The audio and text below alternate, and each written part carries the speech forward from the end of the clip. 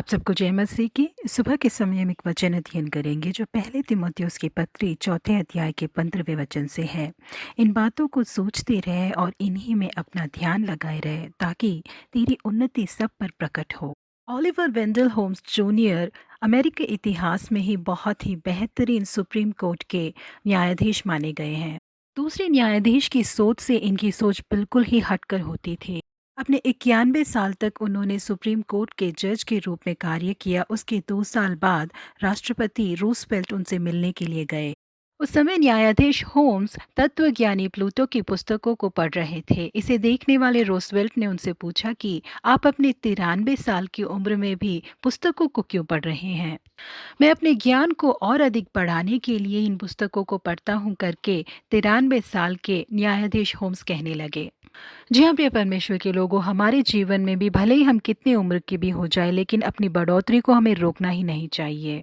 हमारी बढ़ोतरी सबको नजर आए, इस तरीके से हमें लगातार बढ़ता ही रहना चाहिए।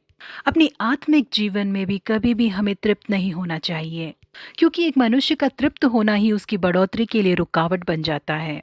तिमुथियुस को लिखी गई पत्री में पौलुस उनसे कहते हैं कि जब तक मैं न आऊं तब तक पढ़ने और उपदेश देने और सिखाने में लौलीन रहे। इन बातों को सोचते रहे और इन्हीं में अपना ध्यान लगाए रहे ताकि तेरी उन्नति सब पर प्रकट हो।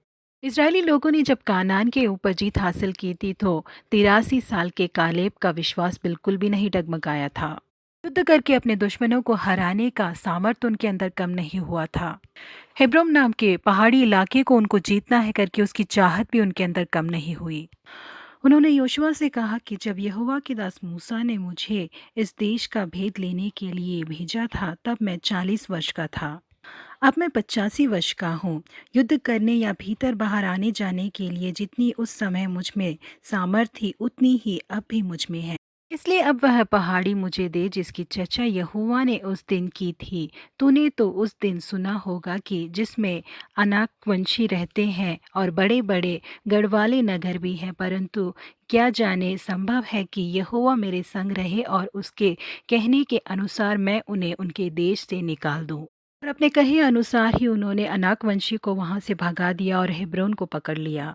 जी हाँ, प्रिय परमेश्वर के लोगों, हम जो परमेश्वर की संतान हैं, हमारे जीवन में भी परमेश्वर का बल, परमेश्वर पे विश्वास, परमेश्वर का ज्ञान और परमेश्वर के वचन में बढ़ते रहना चाहिए। इन चीज़ों में बढ़ना हमें कभी भी नहीं रोकना चाहिए। नीति वचन के अनुसार हमारा बढ़ोतरी का रास्ता ऐसा होना चाहिए कि चमकती हुई ज्योति के समान, जिसका प्रकाश दोपहर तक अधिक अधिक बढ़ता ही रहता है।